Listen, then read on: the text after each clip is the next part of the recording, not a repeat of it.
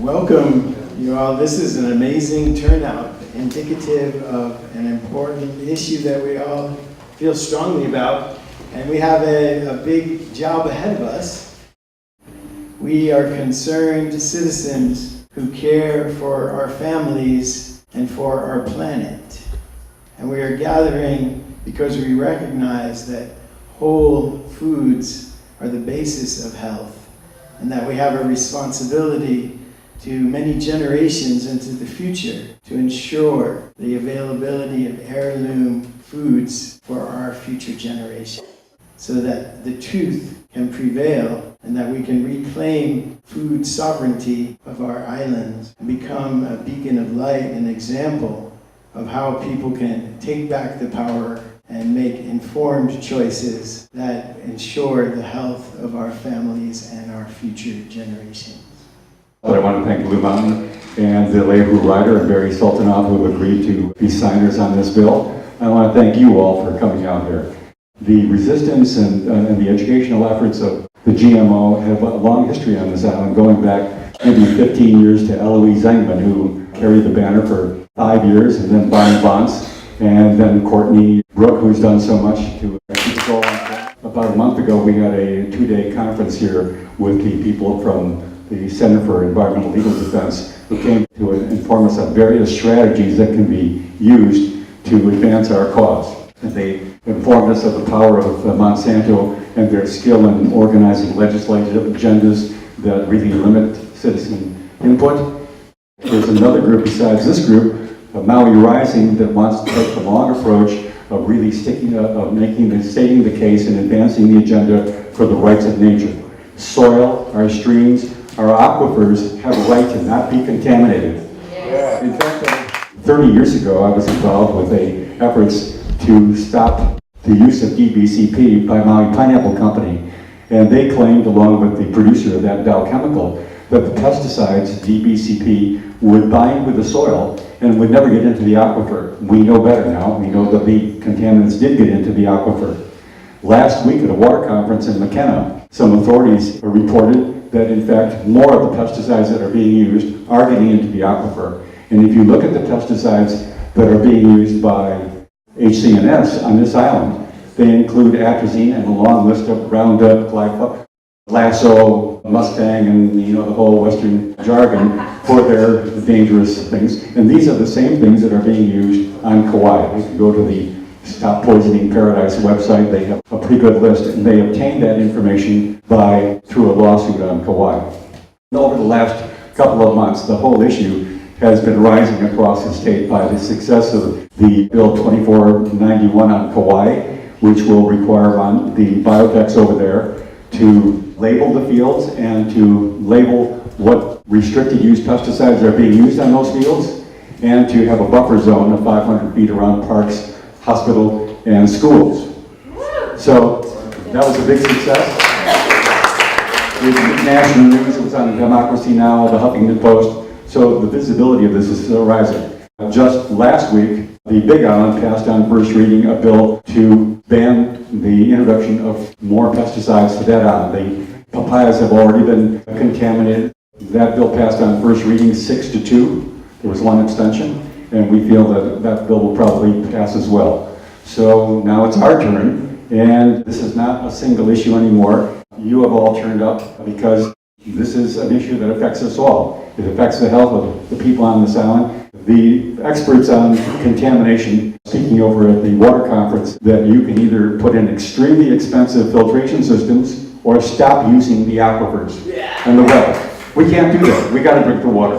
So let's begin by stopping poisoning ourselves. The efforts for this particular night's agenda that have been organized by the SHAKA Movement, which has been gotten together by the efforts of Joe Marshall and Bruce Douglas and S.H.A.K.A.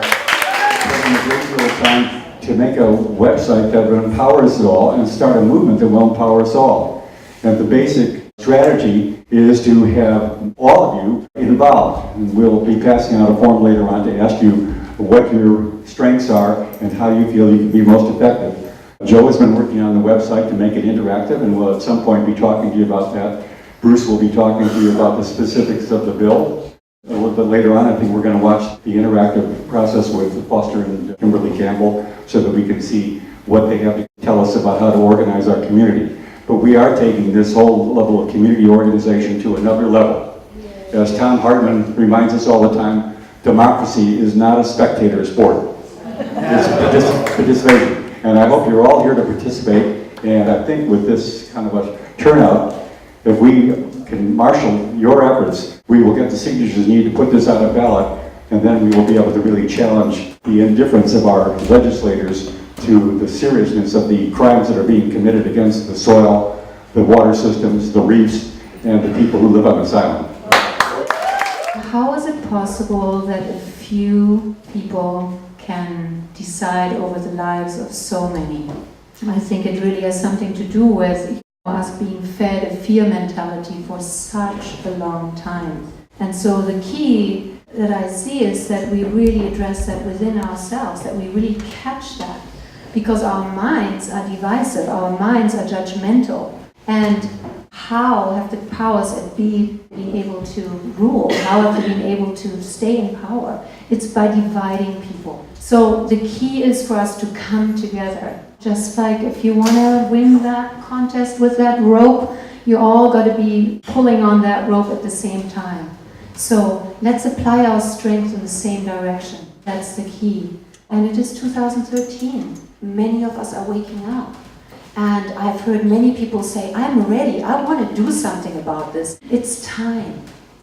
Gandhi said, the English are going to leave, and they are going to leave as our friends. It did happen. They did leave as friends.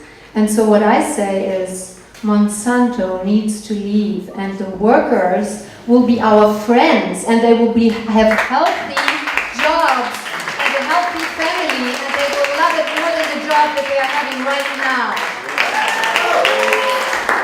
So I just want to invite us, going up against the big guys, it can be scary sometimes, or, we can be upset, we can be angry. So I just want to remind us, scientists are finding out what mystics have known for a long time. Our true power is in the heart. So whenever we notice that we're going through something, what I find is really useful is just be willing to feel the discomfort. That's the moment to stop. That's the moment to close our eyes and drop in and get still until we feel the love and the true power again. That's the time to act. Okay, thank you so much. We're about to launch something that has never happened before in Hawaii, a citizens initiative. That's never happened. We cannot affect change on the state level. Isn't that interesting? You're going to find out more about that. When the Howleys and various people took over this island, they made it impossible for the individual to change state law. There's no petition process to change state law. We can change county law, but we can't change state law. So the efforts that you see happening in Kauai, on the Big Island, and here are in fact unified. We're working all together in deep communication. Each one of us have different issues that we can work with, and different issues that we can begin stepping forward with. But we are a unified force to give the state legislature our opinion. Now this is a law by the people, for the people. It doesn't involve the city council. We don't have to get their approval or win their favor. We simply get our signatures, and then we get to vote on it. You're going to learn more about our findings and our purpose and how the angles at which we are coming at. Right now we have various lawyers, about 9 of them I think now, working on it to make sure that we're cool. When they first saw it, they then handed it up the line and up the line and up the line because they said, wow, we actually have some teeth here. And this is something that might be able to be modeled for the rest of the nation in the state. Yeah. I'm not the leader. Mark's not the leader. Bruce isn't the leader. We depend on no one. We don't depend on the press to get our story out. We don't depend on the papers to report on what it is we are doing in this apparatus called the Solutions Hub that the Gambles created. We have taken that and modified it and made it to our own. Theirs is for a national level or international level in interactivity. But what it is that it's kind of like our own little Facebook, if you will. It's our own little universe where we report on what's happening. We shoot our own little 3-minute video blogs and put them up each day. This is what I did today. This is what you did. Hey, I found this article. People send me things via email and say, hey, can you put that on the website? And I'm like, no, you do it. Sign in, put it in the category where it belongs. We are building our own Wikipedia, if you will, around this issue. We are creating the documentary. We are doing the reporting, and we are making this happen. And so with that, I'd love to introduce to you my dear, dear, beautiful brother and sister and family. Can you guys hear me out there? Yeah. Well, welcome to Maui. Aloha.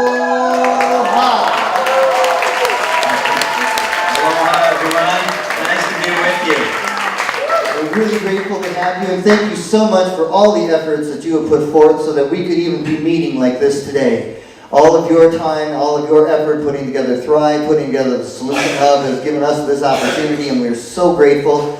And we just can't wait to hear what you have to say about how we can employ this Solutions Hub at SHAKAMovement.com. So I'll give you guys the floor. I love you, and then we'll do questions and answers and all that kind of stuff. And thank you so much for staying up so late and participating in our meeting. Thank you. Thank you so much. Yeah, we're really thrilled to be with you all. Sorry that you have to be facing this and delighted that you're taking it on.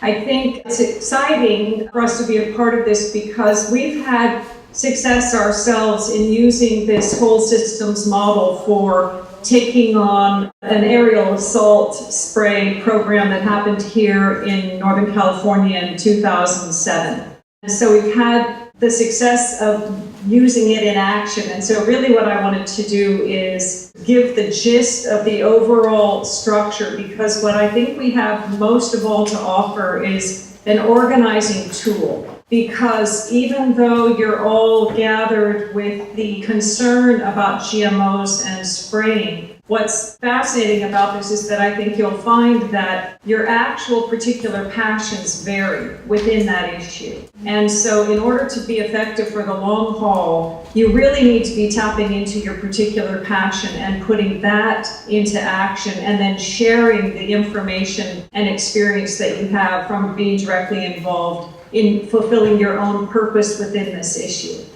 What we did was we broke out all of human endeavor into 12 sectors. And we did that in order to be most effective at organizing by defining the different sectors so that people could relate from one county to the next. We're talking in the same language. So there's a whole systems model. And maybe we can share the screen and show you the picture that we have. Okay, did you see on the screen the wheel that has the different sectors? We're looking at it right now. Okay, great. Yep. So these different sectors allow people to identify that within stopping GMOs overall, each one of these is going to have to be addressed. And what we found is that in addition to there being a different sector that's going to be most appealing to each of you, there's also naturally a tendency to be inclined toward one of 3 levels of engagement. And this sort of self-identification process is actually a key initiative in the very beginning so that you know yourself. This is going to be a big job here, and I believe that it needs to be taken on with the commitment that you will not be stopped, that you will be an unstoppable force until GMOs are off your island. With that in mind, being highly organized and being engaged, each doing the thing that you're most inclined to do, and understanding that you don't need to take it all on. It's not the task of any one of you to do this. It's going to be the collective effort of each of you doing what you're most passionate about. That's what's going to make this thing work. I wanted to say the levels of engagement also that people tend to be inclined toward. It's either immediate needs, which can be something like direct action, protests, making the posters that help convene a community, creating certain materials, which we'll get into some of those specifics. Or a systemic level of involvement, meaning that you want to be tracking some part of it that's really on a systems level, like who's funding this, what are the impacts, potential financial consequences on tourism and on farming, Another level is the consciousness shift, which would be more the worldview behind disrupting nature at this level and what it means, the consequences to the land and the spirit, both. As you take time after this interaction with us, that you have some time where each of you really ask yourselves and discuss among yourselves. We did it here by breaking into groups. So what happened for us, just so you get the gist of it, is that there was an aerial assault spray in Northern California in 2007. And it started in Monterey, and it turned out to be $1 billion program earmarked from George Bush Jr. to spray. They were going to spray 7 million people in Northern California from Monterey all the way up to Napa. And they were going to spray us nightly for up to 9 months a year during the dry season. They were authorized to do this for up to 10 years and then renewable, but they wouldn't tell us what they were spraying us with. That's right, the same kind of stuff, Joe, you mentioned where they say those are secrets and so we can't divulge the ingredients. What we did was we convened a meeting here in our home using this model and gathered together everybody who was concerned about this spray, and then divvied up the tasks the way we're going to suggest that you do based on our natural inclinations. Ours was we were in the economic sector, we wanted to follow the money and find out that it was earmarked from Bush and who in fact was funding it. We had a media, we had every sector was filled in. Within 6 months, using this model and $30,000 that it took us, we effectively stopped this program. But also the birds started falling out of the sky, fish were coming up dead on the shore, bees were dropping, babies were being taken to the hospital, chemically sensitive people were having huge reaction. The first thing that we did once we started to get organized was get the governor, Schwarzenegger at that time, to make the company stop and tell us at least what was in the spray. They had said it was just some harmless pheromones, just like they say that GMO is harmless and will increase yields and all that. But of course it turned out there were 10 chemicals, 6 of which were toxic, and there were carcinogens, mutagens, and endocrine disruptors. So it really fit in with our worst fears about the hidden agendas behind these programs to put toxins in our food, in our water, in our air, in the vaccines, everything else. Right. One of the reasons I feel so confident in passing on this organizational tool is because one of the memos that we ended up finding, we did lots of Freedom of Information Act and all kinds of things, and we saw one of the internal memos that was sent between the California Department of Food and Agriculture and the USDA, I guess it was, said we had expected some resistance from Santa Cruz, but we didn't expect it to be so well organized. So I know for a fact that this level of organization really helps. Knowing that when we're not right here with you, you'll engage in figuring out where you fit best. I'm going to just walk through some of the way that we broke this out. If we were gathering with you to take on GMOs, how would we begin in this? You have to go at this in a way that covers it on all bases. The way that that's going to happen, I believe, is we're going to use our sector names, what we described, because we chose those in relation with 10 other organizations, and we did it so that people can share information around the world, because there are, in addition to the countries that you mentioned in the affidavit that we read, Italy, Hungary, India, and Mexico also have now successfully banned GMOs. So you can to share information with and to learn from. If you all have different names of what you call things, it makes it a lot harder to do that. So just so you know, that was the thinking behind our naming things the way that we did. An example would be that somebody in the environment sector would be going after things like, how is this impacting the crop yield and water use, the impact of the pesticides, the impact on animals and bees and food. Somebody who's particularly passionate about that aspect of the impact of GMOs is going to have a team of people And we'll talk to you in a little bit about how the teams actually interact so that you realize the thing that's so satisfying about it is that when you reconvene, you find out how much got done because each team is off working on their own part that they're most naturally interested in. If one of those issues is especially appealing to you, maybe you would be then in the environment group. In economics, if someone's interested in the economics part, it would be to calculate the financial impact on tourism. Because one of the things that you have there is with the hotels and the restaurants and transportation and the real estate values and the farmers. I know Foster went and met here with the board of realtors and scared the bejesus out of them when we started talking about advertising the impact of these chemicals and what that would do if we labeled this stuff on the tourism sites and talked about the impact on real estate values. So you have a huge community of people there who are going to be adversely affected, and they then have an interest in being on your team. Someone needs to be on the team that is organizing and doing the research to figure out what happens if tourism goes down in Hawaii. You could have 100% movement there. There's nobody on the island who benefits from GMOs, really. You just have to be able to articulate that in a way that people can relate to it. And part of that's going to be to get this information on the economic impact.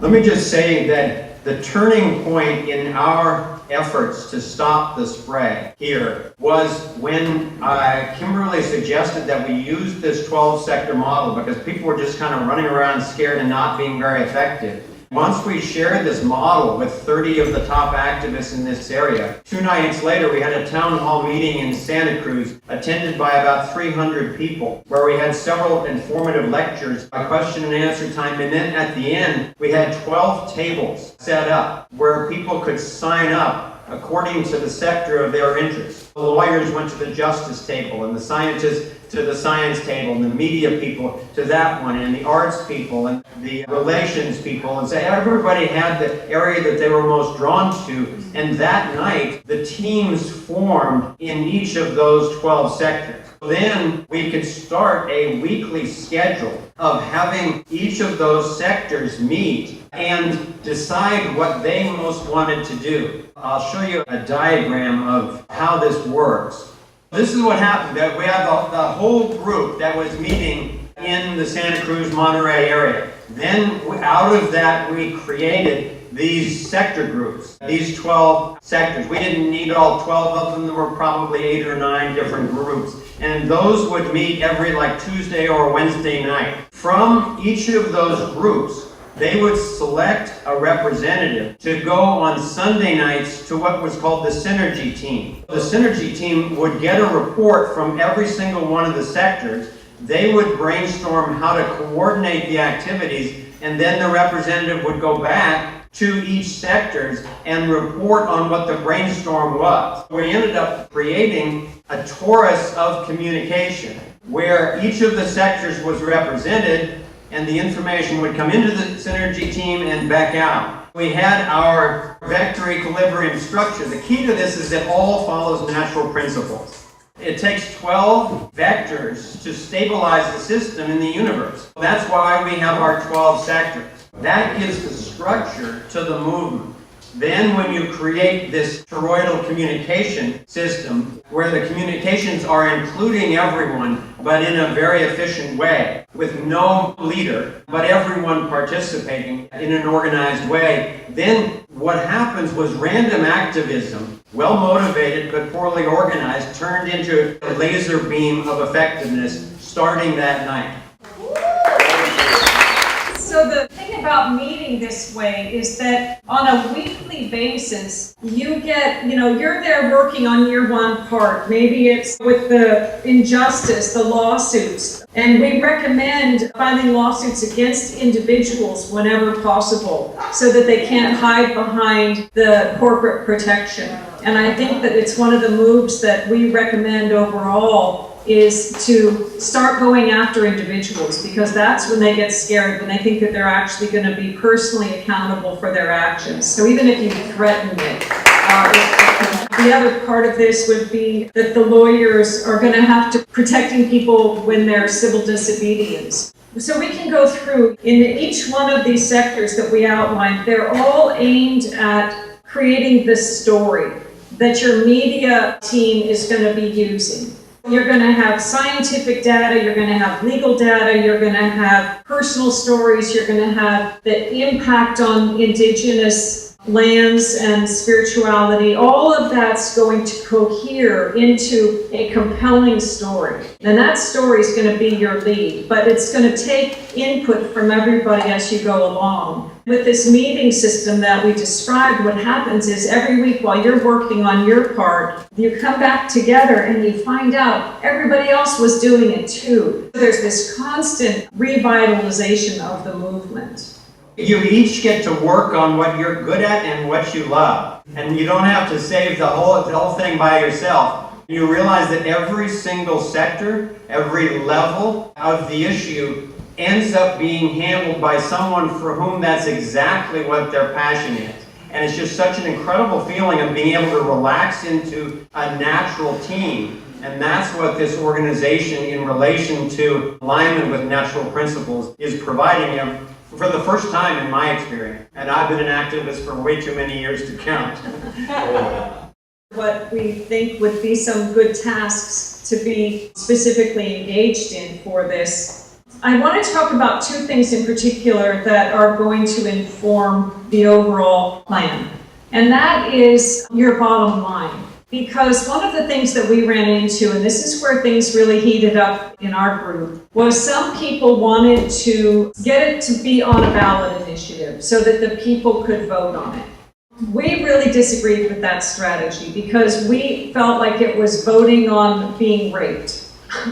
It's like, it's an inalienable right that we have to clean air and clean water and food. This spraying the GMOs and the spray violates your inalienable rights. And if you subject it to a vote, and one, the chance, they've got the kind of money they've got to be doing these programs. They've got the kind of money to do a propaganda campaign. They can rig the votes. There's a million ways that can go wrong to begin with. Even if it didn't, you put yourself in a position where you agree to terms that I personally don't believe should be followed. I believe that the bottom line needs to be that you won't stop until the GMOs are gone. Yeah. That took where they achieved it, and they achieved it. Sometimes people went in great masses and burned the fields. And in Hungary, that's what happened as well. It happened in Oregon. It may be that mass civil disobedience is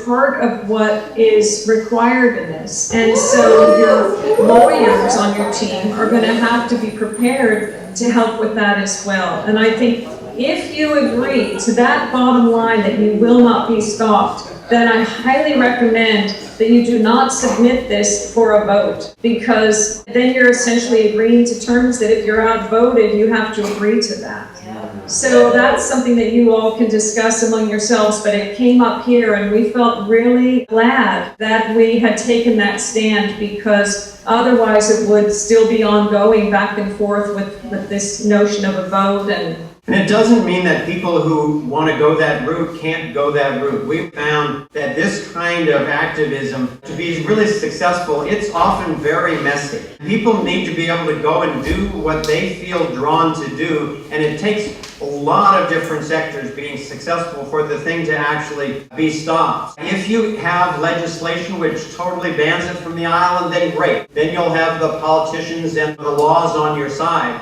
But if the politicians don't agree with you and the laws end up being immoral and violating, then I recommend that people be ready for civil disobedience and for nonviolent non-participation, and to do whatever it takes, because in the long run, your inalienable rights to your own health, to your own privacy, to your own security is more fundamental than a bunch of people getting together and taking a vote on something. We really encourage that you keep all of those levels going together.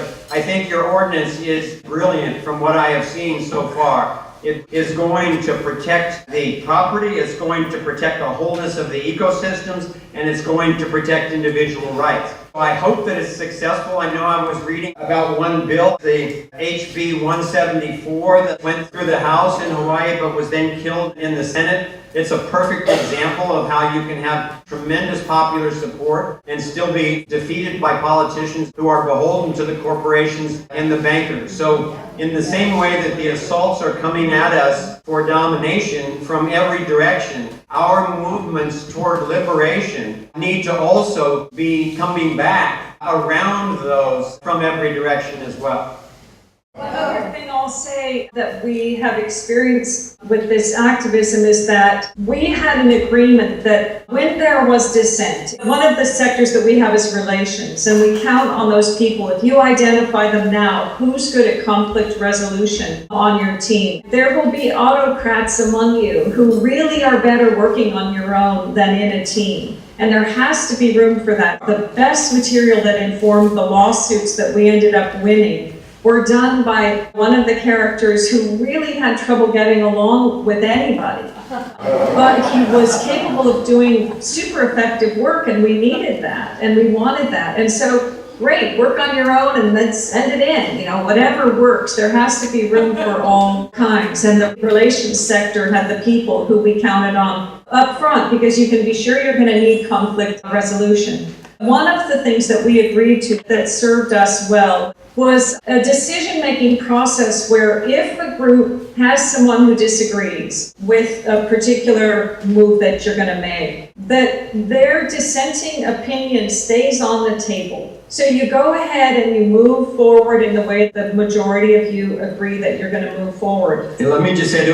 we would start every decision-making process, if action needed to be taken, by going for unanimity.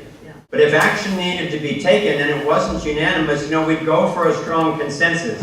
If a strong consensus couldn't be reached and it needed to come down to a majority vote of those people who had a vested interest in that, then what rescued the potentially bad feelings from that was what Kimberly had learned from a Native American chief that she can describe. Yeah, that's Yvonne Peter from the Neatside Wichin tribe up in Alaska. And so I asked him, I said, here's this tribe that's been working together for so long. I said, what do you do with conflict? So he taught us this system, which is that the dissenting opinions stay on the table and are revisited at every subsequent meeting. Either it turns out that that concern was very legitimate and needs to be accounted for and plans need to be revised, or it turns out that the concern that they had isn't being realized and that the plan worked as folks went ahead with it. In any case, nobody feels just shut up and dismissed by being part of the minority. And the group doesn't lose out on those perspectives that sometimes it turns out that squeaky little voice was a good one, and it was just way out ahead of the rest of us. Way out ahead, and other times it turned out not actually to be relevant. But it really helped maintain a kind of feeling of group respect, that we actually truly respected all opinions. We just couldn't necessarily wait for a unanimous vote on something if it was just too far apart and we needed to move, especially on lawsuits. And when I said not to leave it to a vote, that doesn't mean not to go for the legislative action. It just means to define in advance what's your real bottom line. And are you going to make this an unstoppable movement, or are you willing to be defeated if for some reason legally it turns out that that's what happens? We ended up making a list of a sort of a map looking back on our activism around this moth spray to try to help others to identify the steps that were useful for us. So this is 10 steps for effective solutioning. What we recommend, obviously, first is get informed about the issue. And from what I've been seeing, you've been doing a great job of that. I'm quite familiar with this issue, and I've been learning from the things that I've been reading from your group. The next is, in our particular case, we recommend people use our Solutions Hub to aggregate resources, information, funding, etc.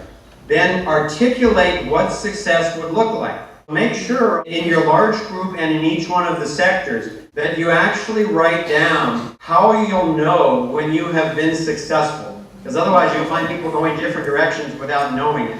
Then assess what are the most highly leveraged actions that you can take to get there, and then prioritize them, and a lot of them can be done simultaneously, but make sure you're working on the most highly leveraged ones, not just the easiest ones or the most convenient. Then identify what actions you will participate in and what roles or functions are still needed to make sure that all of the key roles are actually filled. Then the next one is determine how to communicate your issue in the most compelling, fact-based, logical, creative ways possible. And this is particularly where the art teams come in, to write the articles and to make the videos, to bring together the information, the facts, the science, the environment, the health, the legal, the economic, to bring together all of the clear information on that into a really compelling story. And you have a really compelling story. We're one of the most gorgeous islands in the world where everybody's gone to live a healthy lifestyle is literally being threatened at every level. It's very similar to what we went through here. Once you have that story clear and you have your protests, I've seen pictures of terrific protests already, make sure you get the videos, particularly of the mothers with their children, and the passionate testimonials about how vital this issue is, and that you're not going to give up on individual rights and protecting your children and your environment, your organic gardens and so forth. Once you have that story in hand in multiple forms, then you go for maximum media coverage. In general, media is hungry for stories that juicy, even if it's the corporate media. We got very broad coverage in the San Francisco area from major TV and radio stations once we had that story. And then use that media coverage to educate people about the problem, and especially to expose the source of the problem. The organizations, the government, the corporations, and especially the individual decision makers who are usually hiding in the shadows and not wanting to be exposed. And then with all of that, you enroll people in becoming a part of the solution. Then use the grassroots activism, which you're already doing. And I was delighted to hear Joe at the beginning of the call saying you already had something like 8 lawyers involved in this, because all of these sectors are vital. For us, the lawsuits was what really finally turned the tide, because as soon as literally an hour before we won our first lawsuit, obviously the judge had informed Governor Schwarzenegger, who had been against stopping the spray, and he turned on a dime and came out and gave a public speech an hour before the outcome of the lawsuit was going to be announced, because politicians want to make sure that they're on the popular side of all this. As you accomplish milestones, this is a really critical and often overlooked one, probably not so much in Hawaii, but it's celebrate the accomplishment of milestones and then your final victory. Yeah. So make sure that you get together, have a great party, have a bunch of parties where you share success stories and best practices, and you pat yourselves on the back for what you've done, for the efforts, for the clarity, for the courage that you're enacting. Finally, I just kept saying to the groups here, I said, we're going to win this one, and we're going to stop this spray, but there's 100 more in the pipeline of the assaults that the powers that want to control us will use to do that. So the real gem that comes out of these is the relationships that you're building, and in specific form, the email list of the solutions networks that you're forming. So keep those intact for when you're dealing with fluoride, when you're dealing with chemtrails, and when you're dealing with the banking scheme and the smart meters and all the different modes of assault that are being used. This is our map that might be of use to you. It might vary in different situations, but this seems to be a core map to generalize it to any situation. I will say also that when smart meters came around, Santa Cruz County was the first county to stop them here using this thing like we were ready to go because of this. And so once this happens, people know who's good at what and who to call upon. So it can carry you forward into the days ahead. Essentially, what we're going to prove is that we have no rights. And ultimately, that's what we're going to find when we push this initiative forward, because you have this thing that's called a corporation, and this corporation is recognized as a person. And as we put forth our efforts, that person is going to say, well, they're restricting our ability to do commerce, they're restricting our ability to do these different things. And we will have to then identify, well, you know, a person dies and a corporation doesn't. And there's a whole other movement coming up behind this one that is completely rights-based. And there's a group of people who are working on that, and there's a series of lawyers that's called CELDEF, which is the Community Environmental Legal Defense Fund, that has devised an entire plan situation in this. So we're moving in several different capacities, but what we're envisioning is a 6-year plan. And the first movement is to push this initiative forward to ultimately, we won't stop until GMOs are gone. Boom, that's it. The second phase is that all spraying. $4 million a year. I mean, $4 million a year, I believe is what Mark told me, is paid to Monsanto for their liquid weed whacker called Roundup that they're spraying along our roads. Now, we have bees, and these bees are being affected, and we are one of the last few people who, in the last 7 years, 90% of the bees on the planet have died. Wow. The entire planet is running on 10% bees. We in Australia are the last vestiges that are not affected. Australia is supplying the bees for the rest of the world at the tune of over, I think it's 10 million a year that they're shipping out. Wow. So our second movement is to stop all spraying. Now there's a company called Syngenta, and they produce a chemical called atrazine, and atrazine has one of the chemical components that is in Agent Orange.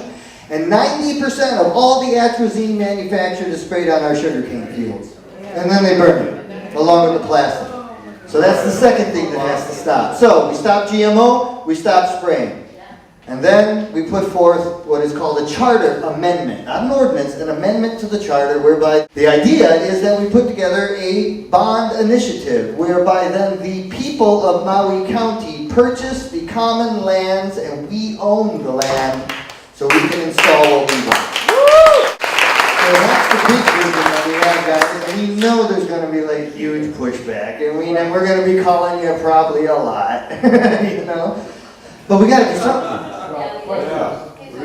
So what we found is that people tend to be inclined, and this can change over time, but with either immediate needs intervention, like to just do something right off the bat where you are engaged one-on-one or in a direct action. That's kind of immediate needs. The other is systems, a systemic change. And that has to do with the money, how the money flows behind this, how does it impact the whole, all of tourism, for example, because I think you've got a huge amount of leverage that you're going to be able to do. I know there's an internet site for tourists, where I can't remember the name of it, but we threatened to put up notices on this, and they think that the impact of that on tourism is really serious. So when people are looking into where to vacation, alert comes up about poisonous Hawaii, don't go. That kind of, so that's kind of a systemic intervention where you're looking into the systems that are impacted from this policy.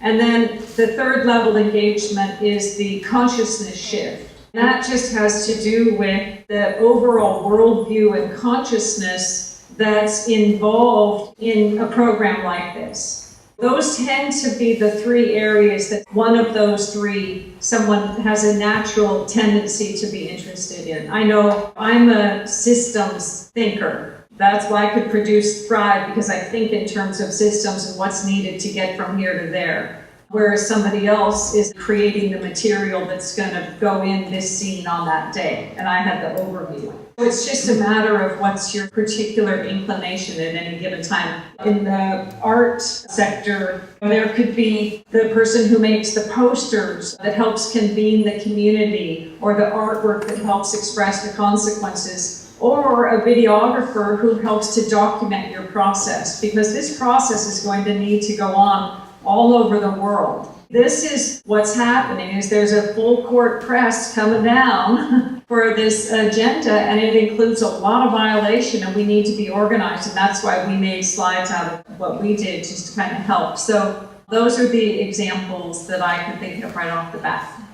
It's really important to have accurate facts to make sure that you never get caught saying things that aren't true. Right. So don't exaggerate the facts. The truth is bad enough without needing to be exaggerated.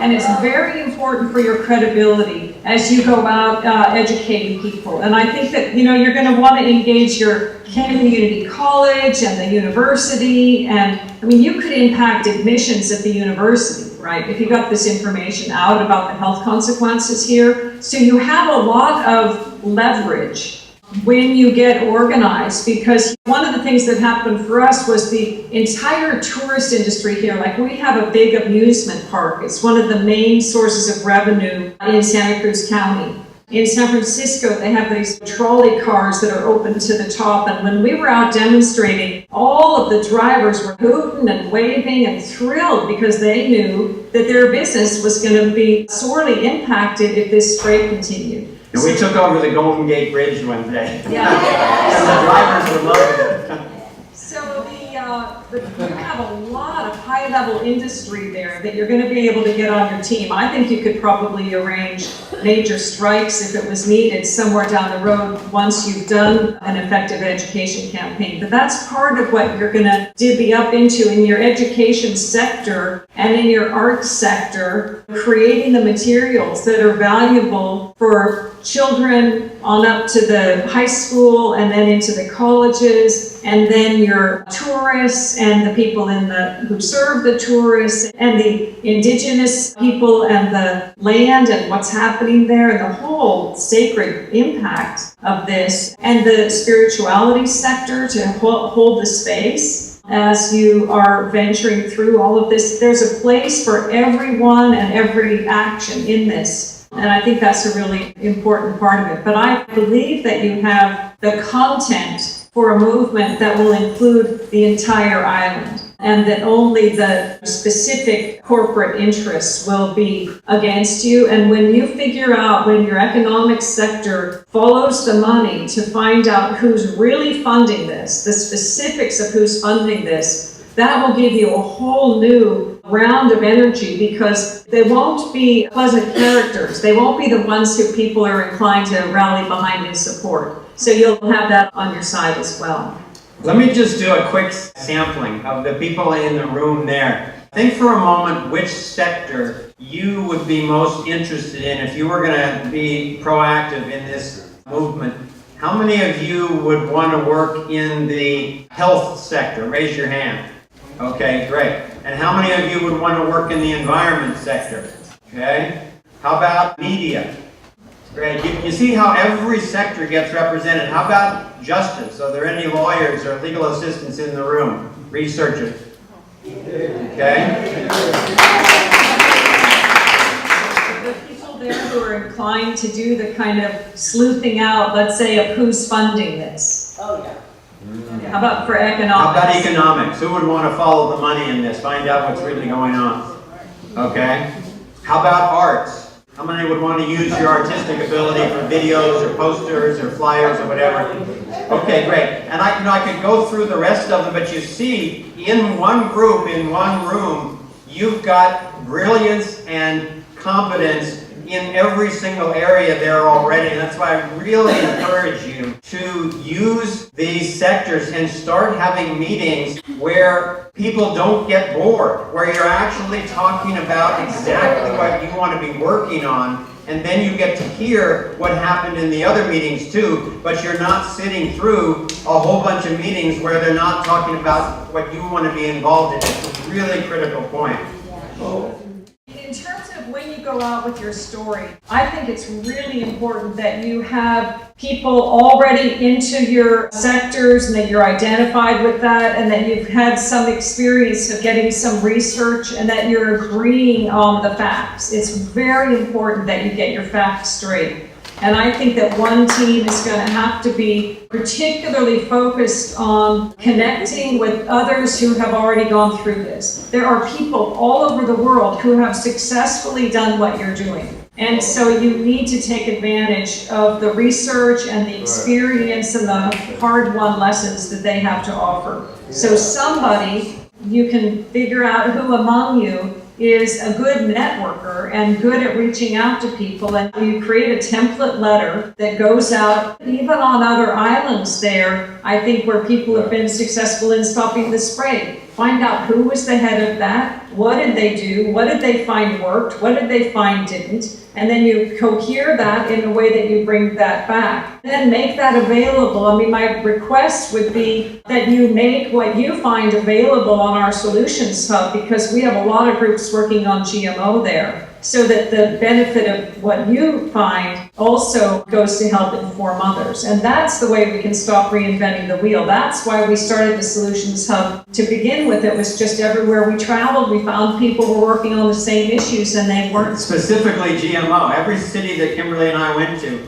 we were approached by a group that was working on GMOs. But as we'd sit down and talk with them, we realized they weren't talking to each other. So everybody was having to come up with the resources. Everybody was having to create the flyers, create the petitions, create the lawsuits, instead of just being able to learn from the best practices of whoever has already done it. I think that's going to be true about who's really behind this. I'm sure that's been sleuthed out already, that somebody's followed the money to figure out who are the characters behind this specifically, and what were the lawsuits that were filed in other places. Take that and save yourselves thousands of dollars with the lawyers, because some of that preliminary legal work has already been done. Somebody should be talking to the people in Oregon who actually got it banned from the whole state, and somebody should be talking to the people in Hungary who did the same thing. When Kimberly and I just got back from Mexico a few days ago, and the week before they had just banned GMO corn in the entire country. Somebody needs to talk about on this issue. You know, it's not a done deal yet, but the writing is on the wall, and you're absolutely aligned with the truth on this one and with the life force, and you will be successful. We just hope that we can pass on some tools and the benefit of our experience so that you can do it as efficiently and joyously and as quickly as possible. It was really those, in Santa Cruz County where we live, agriculture and tourism are the two main sources of revenue. What we wanted to show was the negative economic consequences on both of those industries. Because that's when if you're going to get the politicians involved or anybody else, it's going to be because your state's going to go down if this happens. So we engaged specifically with those tourism fronts because I wanted to get the money.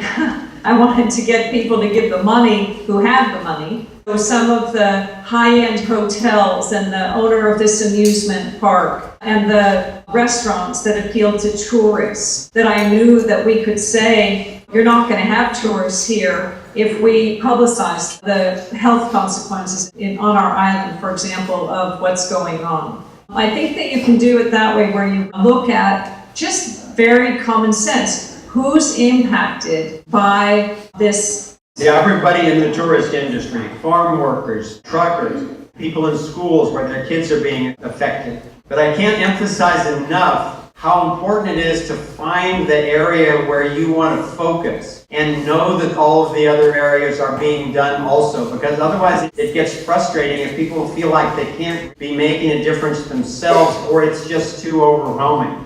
And with the expertise that you've got just in that room, you've got plenty to handle the issue on your island. And as you go forward, if you have more questions or things that you learn that you want to share with us, to share with other groups or so forth, feel free to contact us or post it on our Solutions Hub. This is how we all synergize and learn from each other. It's very inspiring to hear. And when we finally stopped the aerial spray here, then they said they were going to come around in trucks and spray on all the streets, and they were going to actually come onto private property and spray. So we started publicizing in our media that we had a very large telephone tree, that if anybody's property was invaded in order to spray these toxic substances, the telephone tree would get activated. Everybody would show up in costumes, very formal outfits. Everybody with media, we would notify all of the local radio and television, and we would resist and we would film whatever assault they were going to make on personal property. Those sorts of stands, there are human beings out there behind the mask of these bureaucracies. I got to meet with some of them, and frankly it was scary because our story was so clear and the moral stand was so strong that I literally was in a conference room with the members of the California Department of Food and Agriculture who were going to make this decision. And I literally was going around looking each one of them in the face and said, you know, do you have children? Do you have an organic garden? Do you want to breathe this stuff? Do you realize what's going on? And by the way, we're not going to stop. We're going to surround the airfield where these planes take off. We're going to surround the warehouse that these trucks come out of. And it's going to be really uncomfortable as long as you are violating the rights and lives of human beings, of ecosystems, and of other species. And these people would literally go into zombie mode. They would not look me in the eye, they had nothing to say, but you know it's registering in there somewhere. So, stop. You don't want to be violent, you don't want to have a fight, you want to do this the easy way, but you're not going to stop. Yeah. That message really gets across, especially once it gets out into the media. And you might do it in the courtroom also. Yeah, also. It's true that on some of the levels, there are folks who are hard to relate to who are initiating these things. And for the most part, I found that we were able to build huge alliances across industry, from the university and the hotels and the restaurants and the truckers and the farmers. And it was, as long as we just came at it with this shared concern, then we built this ever-expanding alliance of people. And even on the government level, we started by packing the city council chambers in Santa Cruz. Within a few days, the city council of Santa Cruz voted against the spraying. And then each of those members started talking to their colleagues in other city councils around the Bay Area. We ended up with, by the time we stopped the spray, there were 37 city councils which had all voted against it. That sends a very strong message to the politicians, to the media, all that. The TPP, like the WTO and like Codex Alimentarius and so many other things that are going on covertly behind the scenes to create global legislation where the same would-be controllers will control your food, they'll control your energy and everything else. The answer to that kind of covert, deceptive, behind-the-scenes, top-down manipulation is exactly what you're doing, where the people in local areas get together and they take a moral stand where they've got the scientific evidence, then they turn the tide and get the decision in their area. When you've gotten the decision on the entire island of Maui, and it spreads to the other islands, that will spread to the other states. And it's just like in the corporate world, when they have stockholders meetings, if they see 6% represented of the stockholders who vote against an issue, they will back off on whatever it is that they're doing because they know that that's going to turn into a majority very quickly. And it's the same thing with this type of issue.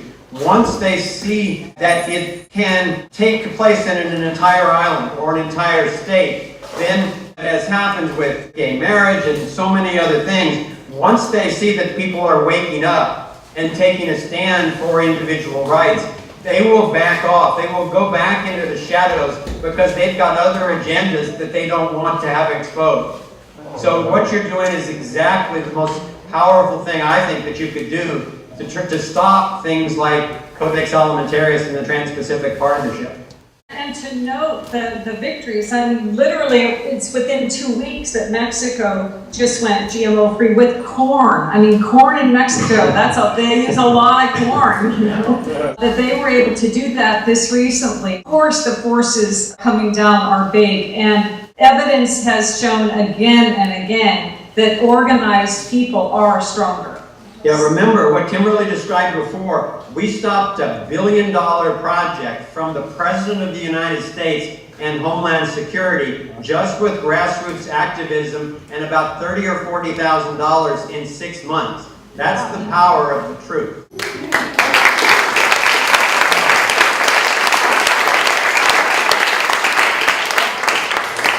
Well, my friends, we are about to break out into our organizing, and so my question, is there anything else you'd like to say in closing before we bid you aloha?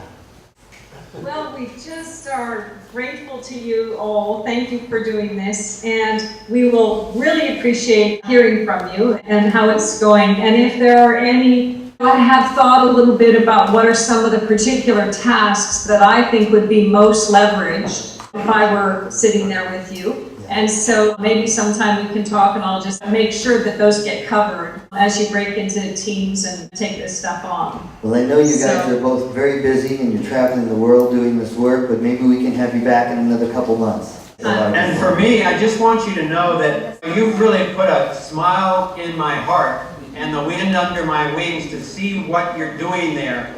And I'll feed back to you that as Kimberly and I are traveling around the world, this is exactly what we're seeing everywhere, where groups are coming together voluntarily, spontaneously, with a commitment to secure our rights to a healthy planet, you know, and a thriving civilization.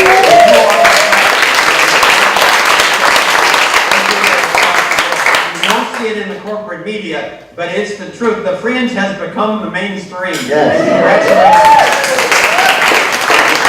And we would like to send you away and bless all of your travels and all of your work with a great big giant group aloha.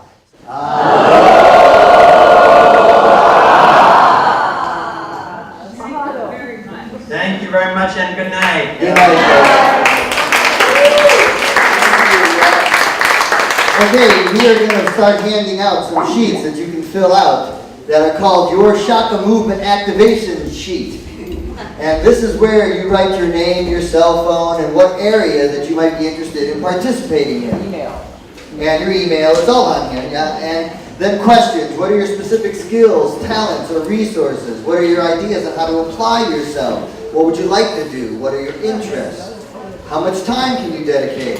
And are you interested in taking a leadership role? And if so, what area? So as Bruce is going to talk real briefly about the law and what it is we are doing, we each can be filling these out. There'll be pens and these forms coming out. And before you leave, please give these back to us. I print you. Yeah, print very clearly, please.